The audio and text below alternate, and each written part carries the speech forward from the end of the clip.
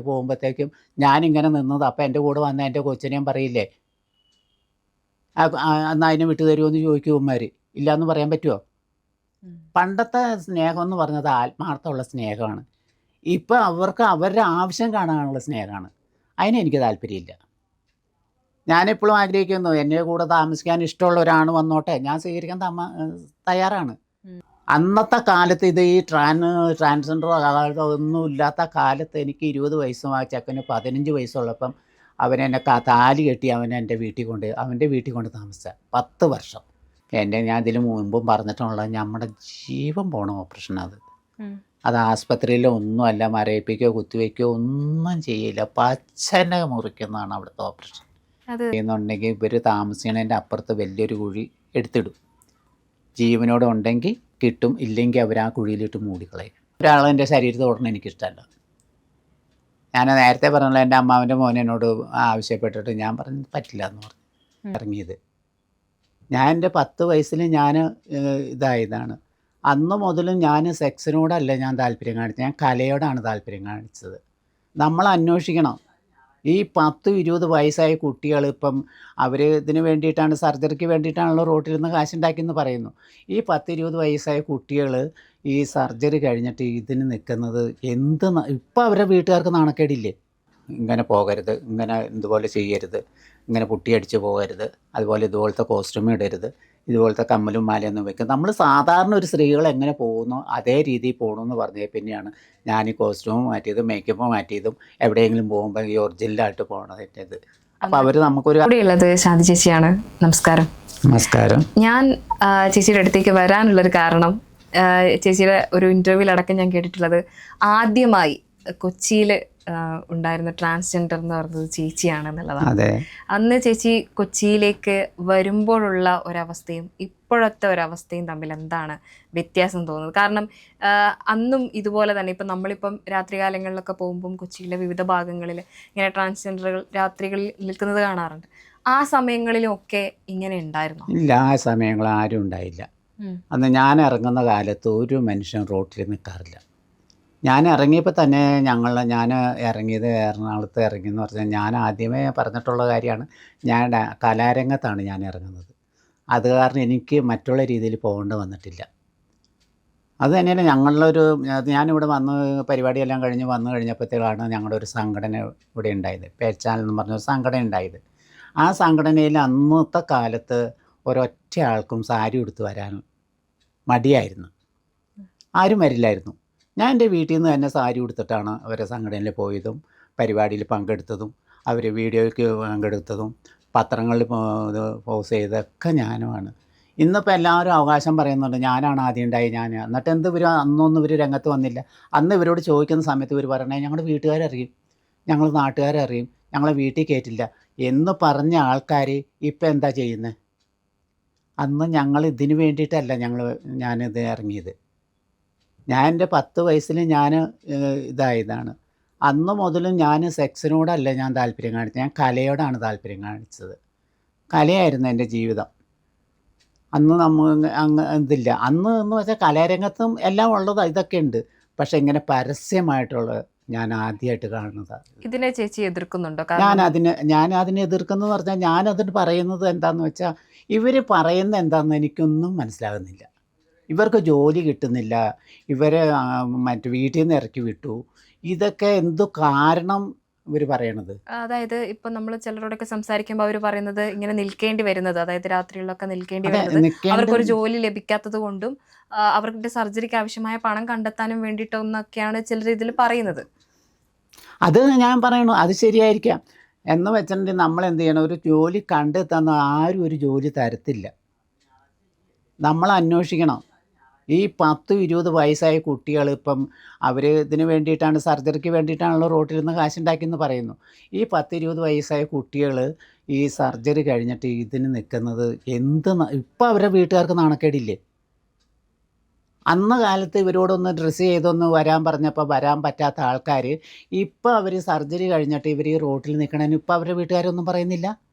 അവരുടെ വീട്ടുകാർക്ക് നാണക്കേടില്ല, സുഹൃത്തുക്കൾക്ക് നാണക്കേടില്ല. അതെന്താ പറയുന്നത്? അന്നും ഇന്നും നമ്മളായിട്ട് ജീവിച്ചാൽ ഒരു പ്രശ്നവുമില്ല. നമ്മൾ നമ്മളായിട്ട് ജീവിക്കണം. ഞാൻ പറഞ്ഞല്ലേ, ഞാൻ ആണായിട്ട് ജനിച്ചെങ്കിലും ഞാൻ പെണ്ണായിട്ട് ജീവിക്കാൻ ആഗ്രഹിക്കുന്ന ഒരാളാണ്.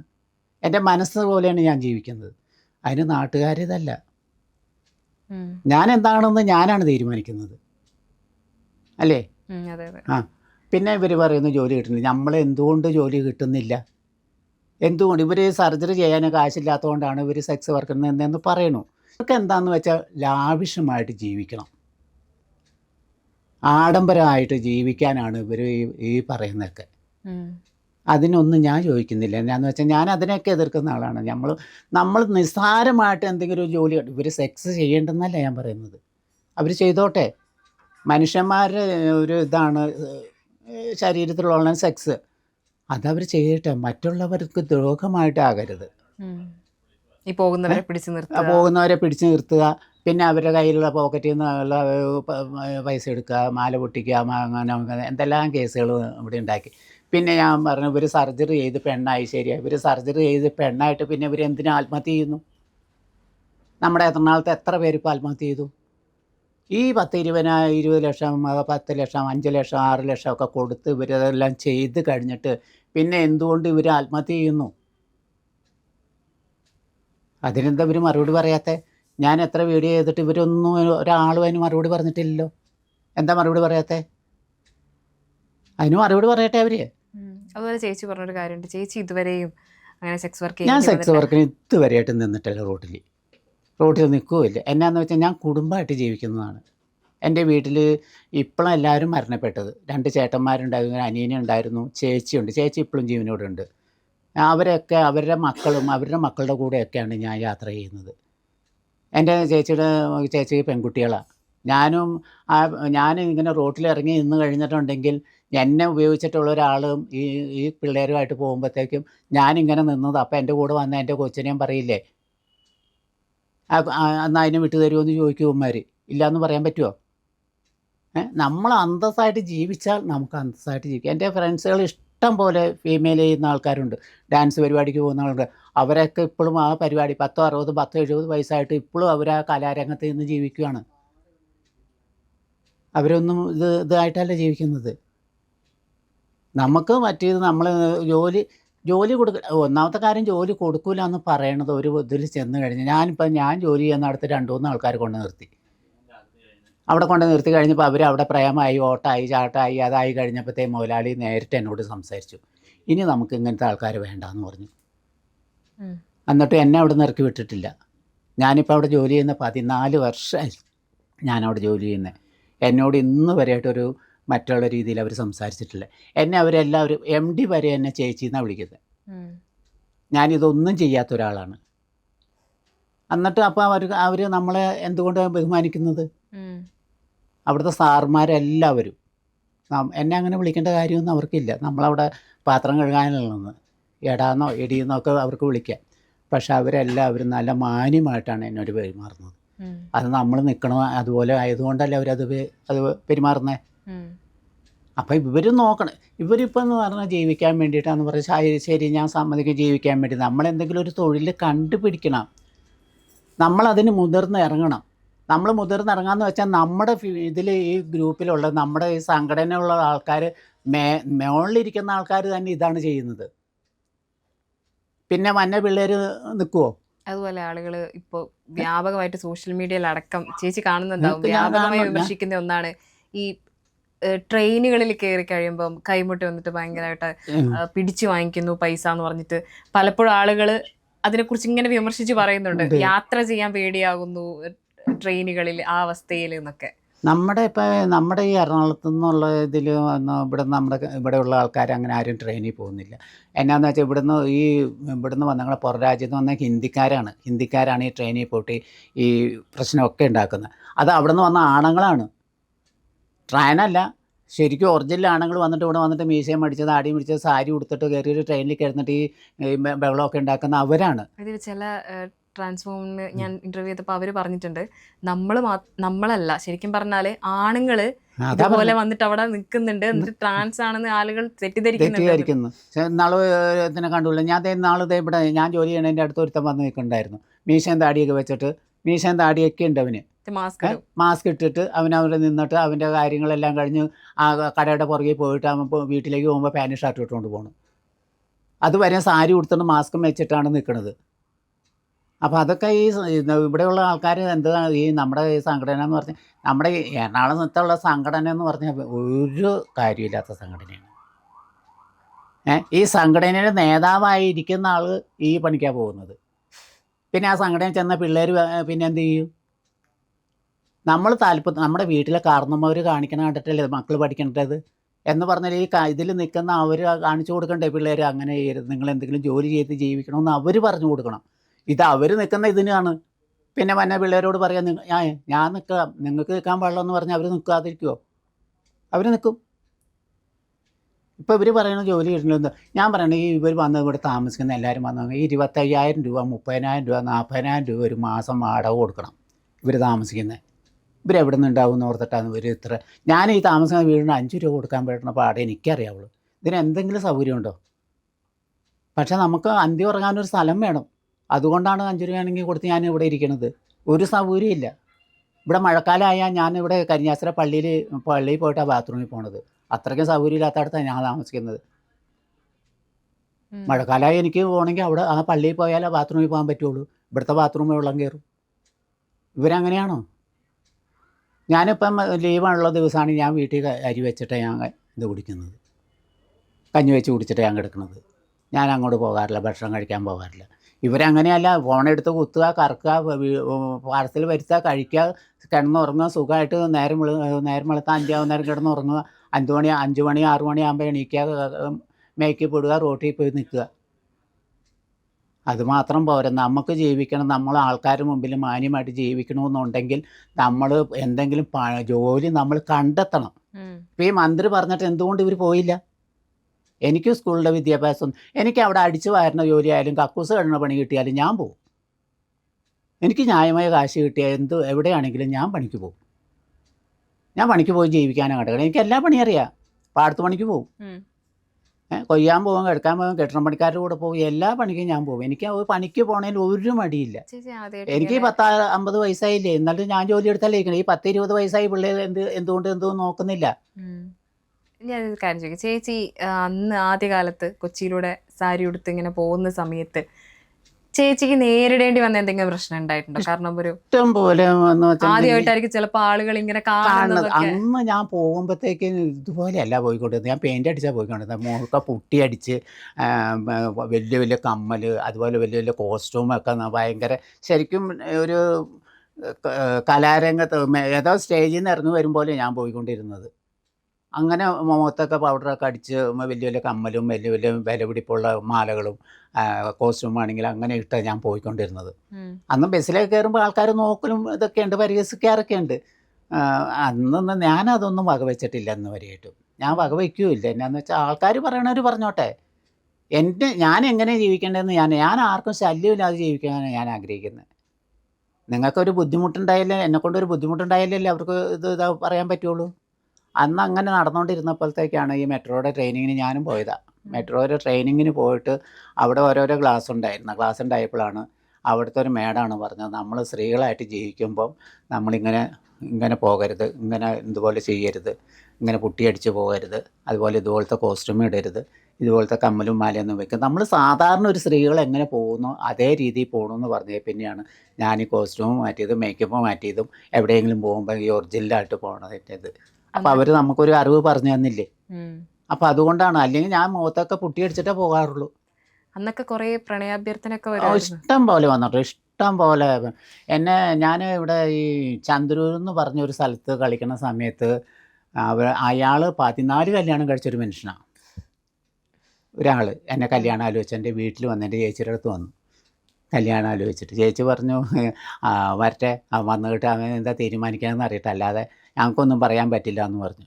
അയാൾ എന്നോട് ഒരു വീട് വെച്ച് തരാം, 10 സെൻറ്റ് സ്ഥലവും തരാം, ഒരു വീട് വെച്ച് തരാം, അതിനകത്ത് താമസിച്ചോളാം, അയാളുടെ ഭാര്യയായിട്ട് ഞാൻ ഇരിക്കുമെന്ന് പറഞ്ഞ ആൾക്കാർ ഇപ്പോൾ ഈ ചന്ദ്രൂർ എറണാകുളം ജില്ലയിൽ തന്നെ ഉള്ള കാര്യങ്ങളാണ്. ചന്ദ്രൂരുണ്ടായ സംഭവമാണ്. അതുപോലെ പല ആൾക്കാരും വന്നിട്ടുണ്ട്. പിന്നെ ഇപ്പോൾ വന്നത് അതല്ല. പണ്ടത്തെ സ്നേഹം എന്ന് പറഞ്ഞത് ആത്മാർത്ഥമുള്ള സ്നേഹമാണ്. ഇപ്പോൾ അവർക്ക് അവരുടെ ആവശ്യം കാണാനുള്ള സ്നേഹമാണ്. അതിനെനിക്ക് താല്പര്യമില്ല. ഞാനെപ്പോഴും ആഗ്രഹിക്കുന്നു എൻ്റെ കൂടെ താമസിക്കാൻ ഇഷ്ടമുള്ള ഒരാൾ വന്നോട്ടെ, ഞാൻ സ്വീകരിക്കാൻ തയ്യാറാണ്. പക്ഷെ എൻ്റെ കൂടെ നിൽക്കുന്ന ആണായിരിക്കണം, ജോലി ചെയ്യണം. അല്ല ഞാൻ ജോലി എടുത്ത് അവന് ചെലവിന് കൊടുക്കാൻ സാധിക്കില്ല. രണ്ടുപേരും ജോലി ചെയ്യുവാണെങ്കിൽ രണ്ടുപേർക്കും ജീവിക്കാം. അങ്ങനെ ഒരാൾ വന്നാൽ ഇപ്പോഴും ഇത് സ്വീകരിക്കാൻ തയ്യാറ്. ഞാനൊന്നും ചെയ്തിട്ടില്ല. എൻ്റെ കൂടെ ജീവിക്കാൻ ഞാനങ്ങനെ കല്യാണം കഴിച്ച് ജീവിച്ചതാണ്. അന്നത്തെ കാലത്ത് ഇത് ഈ ട്രാൻസ്ജെൻഡറോ ഒന്നും ഇല്ലാത്ത കാലത്ത് എനിക്ക് 20 വയസ്സും ആ ചെക്കന് 15 വയസ്സുള്ളപ്പം അവനെന്നെ താലി കെട്ടി അവൻ്റെ വീട്ടിൽ കൊണ്ട് താമസിച്ച 10 വർഷം. 1-2 വർഷമൊന്നുമല്ല, 10 വർഷം ഞാൻ അവൻ്റെ കൂടെ താമസിച്ചതാണ്. ഇന്ന് ആര് ചെയ്യും? നമ്മുടെ ശരീരം ഒന്ന് ചുക്കി ചുളുങ്ങി നമ്മുടെ സൗന്ദര്യം കുറഞ്ഞെന്ന് കഴിഞ്ഞാൽ പിന്നെ ഒറ്റത്തിനും നോക്കുമോ? സൗന്ദര്യം ഉള്ളിടത്തോളം കാലം ഇവർക്കൊക്കെ ഇങ്ങനെ ജീവിക്കാൻ പറ്റുള്ളൂ. അത് കഴിഞ്ഞ് അവരെന്ത് ചെയ്യും? ഈ കൊച്ചു പിള്ളേർ എന്തുകൊണ്ട് ഭാവിയെ പറ്റി ചിന്തിക്കുന്നില്ല?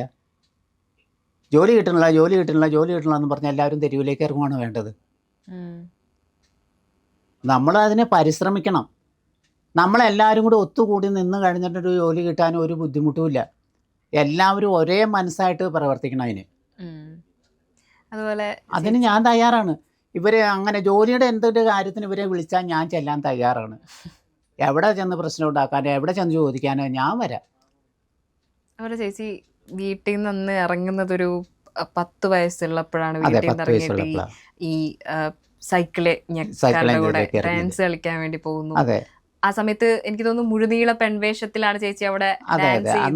അന്ന് നമ്മളിങ്ങനെ സാരി ഉടുത്തിട്ടൊന്നുമല്ല, മുണ്ടും ഷർട്ടും ആണെങ്കിലും നമ്മൾ അടിയിൽ പാവാട ഉടുത്തിട്ട് മുണ്ടും ഷർട്ടും ഇട്ടിട്ടാണ്. അന്ന് സാരി ഉടുക്കാനുള്ള അനുവാദമൊന്നും നമുക്ക് കിട്ടിയിട്ടില്ലല്ലോ. അപ്പൊ സാരി ഉടുത്തിട്ടല്ല, എന്നാലും ഞാൻ പെണ്ണുങ്ങളെ പോലെ തന്നെയാണ് നടന്നുകൊണ്ടിരുന്നത്. മുണ്ട് മടക്കി കുത്താനോ അല്ലെങ്കിൽ മുടി അഴിച്ച്, മുടിയൊക്കെ ഉണ്ടായിരുന്നു അന്ന്, ഇതിലും കൂടുതൽ മുടി ഉണ്ടായിരുന്നു. മുടിയുള്ളപ്പോൾ മുടിയൊക്കെ വാരി കെട്ടി. പക്ഷെ ഞാൻ നടക്കുമ്പോൾ എത്ര മഴ പെയ്താലും ഇടി വെട്ടിയാലും ഞാൻ മുണ്ട് മടക്കി കുത്താറില്ല. നനഞ്ഞ് ചീഞ്ഞ് പോകുന്നല്ലാതെ ഞാൻ അങ്ങനെ തന്നെ നടന്നിട്ടുള്ളത്. അന്നൊക്കെ പലതും പറഞ്ഞ് നമ്മളെ കളിയാക്കിയിട്ടുണ്ട്. ആണും പെണ്ണും കെട്ടവനെന്ന് വിളിച്ചിട്ടുണ്ട്, ഗാണ്ടുവാണെന്ന് ചോദിച്ചിട്ടുണ്ട്. അങ്ങനെ പല പരിഹാസങ്ങളും ഞാൻ കേട്ടിട്ടുണ്ട്. ഞാൻ അതിലൊന്നും വകവെച്ചിട്ടില്ല. ഒരാളെൻ്റെ ശരീരത്തിൽ തൊടണം എനിക്കിഷ്ടമല്ല. ഞാൻ നേരത്തെ പറഞ്ഞല്ലോ, എൻ്റെ അമ്മാവൻ്റെ മോൻ എന്നോട് ആവശ്യപ്പെട്ടിട്ട് ഞാൻ പറഞ്ഞു പറ്റില്ല എന്ന് പറഞ്ഞു. എൻ്റെ സ്വന്തം അമ്മാവൻ്റെ മകനാണ്. അന്ന് ഞാൻ പരിപാടിക്ക് സർക്കസ് രംഗത്ത് നിൽക്കുന്ന സമയത്ത്, ഞാൻ വീട്ടിൽ വന്ന് നിൽക്കുന്ന സമയത്ത് പറഞ്ഞപ്പം നടക്കില്ല എന്ന് പറഞ്ഞു. എൻ്റെ അമ്മാവന് മോനാന്ന് പറഞ്ഞിട്ട് കാര്യമില്ല. എനിക്ക് തോന്നണ്ടേ, എനിക്കൊരാളോട് തോന്നണമെങ്കിൽ എനിക്ക് എൻ്റെ മനസ്സിൽ തോന്നണം. ഇപ്പം ഞാനിവിടെ പറഞ്ഞിട്ട് ഇപ്പം എനിക്ക് ഇവിടെ വന്നിട്ട് ഞാൻ ഇവിടെ ജോലി ചെയ്യുന്നിടത്തൊരു 5-8 സുഹൃത്തുക്കളുണ്ട് എനിക്ക്. നല്ല ഉദ്യോഗസ്ഥന്മാരാണ്, നല്ല ജോലിക്കാരാണ്. അവരൊക്കെ നമ്മളോട് നല്ല രീതിയിലാണ് പെരുമാറുന്നത്. ഞാൻ അവരെയൊക്കെ വിളിച്ച് സൽക്കരിച്ചിട്ടുണ്ട്. ഇവിടെ വന്ന് ഭക്ഷണം കഴിക്കാനൊക്കെ വിളിച്ച് അവരിവിടെ വന്ന് മാന്യമായിട്ട് ഭക്ഷണം കഴിച്ച് പോയിട്ടുണ്ട്. പക്ഷെ അവർ എന്നും എന്നോടൊരു മറ്റുള്ള രീതിയിലൊന്നും എന്നോട് അവർ സംസാരിച്ചിട്ടില്ല. അതിൽ ഒരാളോട് എനിക്ക് പ്രണയമുണ്ട് എനിക്ക്, പക്ഷെ ഞാൻ അയാളോട് പറഞ്ഞിട്ടില്ല ഇതുവരെയായിട്ടും. എനിക്ക് പ്രണയിക്കണമെങ്കിൽ ഇപ്പോൾ ഒരാളോട് ചോദിക്കണോ? എനിക്കിപ്പോൾ തന്നെ ഇഷ്ടമാണെന്ന് പറയണതിന് എൻ്റെ മനസ്സിൽ ഇഷ്ടമാണ്, എൻ്റെ മനസ്സിലിരുന്നാൽ പോരെ. ഞാനത് അയാളോട് തുറന്ന് സംസാരിച്ചിട്ടില്ല, പക്ഷെ എനിക്ക് അയാൾ ഇഷ്ടമാണ്. ആ ഒരു സ്നേഹം. ഇന്നത്തെ കാലത്ത് കൊച്ചിയിലൊക്കെ ആണെങ്കിൽ ഈ സർജറി നടത്താൻ ഹോസ്പിറ്റൽസ് ഒക്കെ അവൈലബിൾ ആണ്. അന്ന് കാലത്ത് ഈ സർജറി അന്നത്തെ കാലത്ത് പറയാതിരിക്കാൻ മോളെ, ഞാൻ ചെന്നൈയിലായിരുന്നു. ചെന്നൈയിൽ നിന്ന് ഞാൻ കോയമ്പത്തൂർക്ക് വന്നു. കോയമ്പത്തൂരാണ് എന്നെ ദത്തെടുത്തിരിക്കുന്നത്. അപ്പം ഇവിടെ നമ്മുടെ ഈ നാട്ടിൽ പറയും എൻ്റെ മോളാണ് അതെന്ന് പറഞ്ഞ പോലെ അല്ല, അവിടെ ദത്തെടുക്കുക എന്ന് പറഞ്ഞൊരു ഇടപാടുണ്ട്. ആ ദത്തെടുക്കണമെന്ന് ഭയങ്കര ചടങ്ങാണത്. ഇപ്പം എനിക്ക് പറയാതെ എൻ്റെ മോളാണ്. എനിക്ക് ഇവിടെ പറയുകയാണെങ്കിൽ ഇവിടെ ഈ നാട്ടിൽ എനിക്ക് 14 മക്കളുണ്ട്. അങ്ങനെ ദത്തെടുത്ത മക്കളല്ല, എൻ്റെ മക്കളാണെന്ന് പറഞ്ഞാൽ അവർ എൻ്റെ അമ്മയെന്ന് വിളിക്കുന്നു, ആൻറ്റിന്ന് വിളിക്കണു. അങ്ങനെയുള്ള മക്കളാണ് എല്ലാവരും. അല്ല ദത്തെടുത്തതല്ല. തമിഴ്നാട്ടിൽ അങ്ങനെയല്ല, നമ്മൾ ദത്തെടുക്കണതിന്. അവിടെ ദത്തെടുത്ത് നിന്ന് കഴിഞ്ഞിട്ട് അവിടെ ദത്തെടുത്ത് നമ്മളതിൽ ചേർന്ന് കഴിഞ്ഞാൽ പിന്നെ ഓപ്പറേഷൻ ചെയ്യാതെ നമ്മളവിടെ നിർത്തില്ല. ഓപ്പറേഷൻ ചെയ്യണമെന്ന് പറഞ്ഞിട്ടുണ്ടെങ്കിൽ ഞാൻ ഇതിന് മുമ്പും പറഞ്ഞിട്ടുള്ളത് നമ്മുടെ ജീവൻ പോണ ഓപ്പറേഷൻ. അത് ആസ്പത്രിയിൽ ഒന്നുമല്ല, മരയിപ്പിക്കോ കുത്തിവയ്ക്കോ ഒന്നും ചെയ്യില്ല, പച്ചനെ മുറിക്കുന്നതാണ് അവിടുത്തെ ഓപ്പറേഷൻ. അത് ഞാനൊരു കാര്യം ചോദിക്കട്ടെ, ഞാൻ മുന്നേ കേട്ടിട്ടുള്ള ഒരു കാര്യമാണ് ഒരാൾ പറയുന്നത്. അതായത് ഒരു കത്തി കൊണ്ട് കത്തി ഇങ്ങനെ ചൂടാക്കും, അതുപോലെ 6 അടിയിൽ ഒരു കുഴിയെടുക്കും. അതൊന്ന് വ്യക്തമാണ്. അത് എന്നാന്ന് വെച്ചിട്ടുണ്ടെങ്കിൽ നമ്മളവിടെ ചെന്ന 40 ദിവസം നമ്മളെ വ്രതത്തിലിരുത്തും. അവിടെ ഓപ്പറേഷൻ ചെയ്യാനുള്ള ആളെ നമ്മൾ 1 മാസം വ്രതത്തിലിരുത്തും. വ്രതത്തിലിരുത്തി കഴിഞ്ഞ് എൻ്റെ മേല് പൂത്തുകയറണത് വ്രതത്തിലെടുത്ത് കഴിഞ്ഞിട്ട് ഇവർ എന്നെ ചെയ്യുന്നുണ്ടെങ്കിൽ ഇവർ താമസിക്കണതിൻ്റെ അപ്പുറത്ത് വലിയൊരു കുഴി എടുത്തിടും. ജീവനോടെ ഉണ്ടെങ്കിൽ കിട്ടും, ഇല്ലെങ്കിൽ അവർ ആ കുഴിയിലിട്ട് മൂടിക്കളയും. അത് നമുക്ക് വീടും നാടും ഇല്ലാതല്ലേ നമ്മൾ ചെല്ലുന്നത്, നമ്മൾ ഏതാണെന്ന് എന്താണെന്ന് ആർക്കും അറിയത്തില്ലല്ലോ. അങ്ങനെ ചെല്ലണവരാണല്ലോ അവിടെ അധികം ഉള്ളത്, അല്ലാതെ നമ്മൾ അഡ്രസ്സ് പറഞ്ഞല്ല അവിടെ കയറുന്നത്. അങ്ങ് കഴിഞ്ഞിട്ട് ഇവർ 41 ദിവസം വ്രതം എടുത്തിട്ട് അതിനൊരു ആയുണ്ട്, ഈ ഓപ്പറേഷൻ ചെയ്യുന്ന ഒരു ആയുണ്ട്. അതിനെ കാണുമ്പോൾ തന്നെ നമുക്ക് എല്ലാം പോകും, മൂത്രം മലം ഒക്കെ പോകും അവരെ കാണുമ്പോൾ. ഒരു ഈ വാതിലൊന്നും കടക്കത്തില്ല, അതുപോലെ ആന പോലെ ഒരു പെണ്ണും പിള്ളയെ. അവർ വന്നിട്ടാണ് ഈ ഓപ്പറേഷൻ ചെയ്യണമെന്ന് വെച്ചിട്ടുണ്ടെങ്കിൽ നമ്മൾ പാലിനകത്താണ് ഈ കത്തി ഈ ചൂടാക്കുന്നത്. പാലിനകത്ത് ഇട്ടിട്ടാണ്, ഈ സ്റ്റീലിൻ്റെ കത്തിയാണ്, നമ്മളിങ്ങനെ വെറുതെ ഒന്ന് വെച്ചാൽ മതി ചോര വരും, അതുപോലത്തെ ഒരു കത്തിയാണ്. അത് പാലിനകത്തിട്ട് തിളപ്പിച്ചിട്ട് ചൂടാറ്റിയെടുക്കുകയാണ് അത്. എന്നിട്ട് ഇവർ കൊണ്ടുപോയിട്ട് ബാത്റൂമിൽ കൊണ്ടുപോയി ഇട്ടിട്ട് 2 പേര് കാലേലും പിടിക്കും, 2 പേര് കയ്യിലും പിടിച്ചിങ്ങനെ പുറത്ത് നമ്മുടെ കണ്ണും കെട്ടിയിട്ട് ഇങ്ങനെ പിടിച്ച് നിർത്തിയിട്ട് ഒരു സ്റ്റൂൾ ഒരു ബെഞ്ച് പോലത്തെ ഒരു ചെറിയ സാധനമുണ്ട്, അതിലിരുത്തിയിട്ടാണ് ഈ തള്ള ഇങ്ങനെ പിടിച്ചിട്ടാണ് കറക്കുന്നത്. പച്ചനെ കണ്ടിക്കണം. അവിടുത്തെ കരച്ചിൽ കേട്ട്, മറ്റുള്ളവർ കരച്ചിൽ കേട്ടിട്ട് ഞാൻ അവിടുന്ന് ഓടി രക്ഷപ്പെട്ടു പോകുന്നതാണ്. ഞാൻ എന്തൊക്കെ പോകുന്നതല്ലേ നമുക്കവിടെ, അവിടെ നമുക്ക് സെക്സിൻ്റെ ഇത് വന്നിട്ടില്ല, അവിടുത്തെ തള്ള പറഞ്ഞയക്കില്ല നമ്മളെ സെക്സിന്. നമുക്ക് ആരെങ്കിലും കാണണോ ആഗ്രഹം ഉണ്ടെന്നൊക്കെ നമുക്ക് തോന്നുമ്പോൾ നമ്മൾ രാവിലെ ഒന്നും ബാത്റൂമൊന്നും ഇല്ല, വെളിയിലേക്കല്ലേ പോയിരിക്കണേ. ആ സമയത്ത് 5 മണി മുതലാണ് ഞങ്ങൾക്ക് 7 മണി വരെയാണ് ബാത്റൂമിൽ പോകാനുള്ള അനുവാദം. ആ സമയത്ത് സ്റ്റാൻഡിൽ കൂടെ ഓടി പോയിട്ട് ആരെങ്കിലുമൊക്കെ കാണുമെന്നല്ലാതെ, സെക്സിനല്ല, നമുക്ക് മനുഷ്യന്മാരെ കാണണമെന്നൊരാഗ്രഹം ഉണ്ടാവില്ല, അന്നേരം ഓടിപ്പോയി കാണാനല്ലാതെ നമ്മളെ പുറത്തേക്ക് അയക്കില്ലായിരുന്നു. എന്നിട്ട് ഈ ഇത് ചെയ്തിട്ട് ഈ കണ്ടിച്ചങ്ങ് അറുത്ത് ഇട്ടിട്ട് എന്തുകൊണ്ട് മരുന്ന് എന്താണെന്ന് അറിയില്ല, ആ സാധനം അങ്ങനെ പൊത്തി വെക്കും, അവിടെ പൊത്തി വെച്ച് കിട്ടും. എന്നിട്ട് അത് കഴിഞ്ഞ് രക്ഷപ്പെട്ട് കിട്ടിക്കഴിഞ്ഞാൽ പിന്നെ ഒരു കുളിപ്പിക്കലുണ്ട്, അത് ഇതിനേക്കാളും കഷ്ടമാണ്. ഈ ഓപ്പറേഷനേക്കാളും കഷ്ടമാണ് ഈ കുളിപ്പിക്കൽ. 40 കുളിപ്പിക്കലുണ്ട്. കുളിപ്പിക്കുക എന്ന് പറഞ്ഞിട്ടുണ്ടെങ്കിൽ മരുന്ന് വെള്ളം എന്നാ പറയണത്, വലിയ ചെമ്പിൽ വെള്ളം തിളപ്പിച്ചിടും. എന്നിട്ട് അത് ചൂടാറ്റി കഴിയുമ്പോഴത്തേക്കും നമ്മുടെ ഡൽഹി, ബോംബെ, നമ്മുടെ ഈ എല്ലാ ജില്ലയിലെ, നമ്മുടെ കേരളത്തിലല്ല അവിടെയുള്ള എല്ലാ ജില്ലയിലെ അമ്മമാർ വരും. അമ്മമാർ വന്നിട്ടാണ് ഈ കുളിപ്പിക്കൽ എന്ന് പറഞ്ഞാൽ ഈ ഓരോ മൊന്ത വെള്ളം എടുത്തിട്ട് നമ്മളിങ്ങനെ ഈ പറഞ്ഞ പോലെ ഈ ഓപ്പറേഷൻ ഇരുത്തും പോലെ ഇരുത്തിയിട്ട് ആ വെള്ളം നമ്മുടെ നാവിലേക്കിട്ട് അടിക്കുകയാണ്. ഒഴിക്കുകയോ അല്ലെങ്കിൽ കോരി ഒഴിക്കുകയോ അല്ല, ഇങ്ങനെ മൊന്തയിലെടുത്തിട്ട് ഇങ്ങനെ മാഞ്ഞടിക്കുകയാണ് നമ്മുടെ ഇവിടേക്ക്. അപ്പം ആ കെട്ടിയിരിക്കുന്ന ബ്ലഡും അതും ഇതൊക്കെ പോകാൻ വേണ്ടിയിട്ട് അത് ചെയ്യണമെന്നാണ് അവർ പറയുന്നത്. അതൊക്കെ കഴിഞ്ഞ് വന്ന, പക്ഷേ നമ്മുടെ എന്നും ഈ ആ ഓപ്പറേഷൻ കഴിഞ്ഞ് വന്നു കഴിഞ്ഞാൽ നമ്മളെ സുന്ദരികളാണ്. പക്ഷേ ഇവിടെയുള്ള ഓപ്പറേഷൻ കഴിഞ്ഞാൽ എല്ലാവരും തടിച്ച് വണ്ണം വെച്ചിട്ടൊക്കെ വരുമല്ലേ. പക്ഷെ അവിടെ ആ കൈ ഓപ്പറേഷൻ കഴിഞ്ഞ ആൾക്കാർ ഒരു വണ്ണമില്ല, ഒന്നുമില്ല, നല്ല സിമ്മായിട്ട് നല്ല ഗ്ലാമറുള്ളവരാണ് അവിടെയുള്ളവർ. അവിടെ പച്ചമരുന്നിൻ്റെ ഇതാണ്,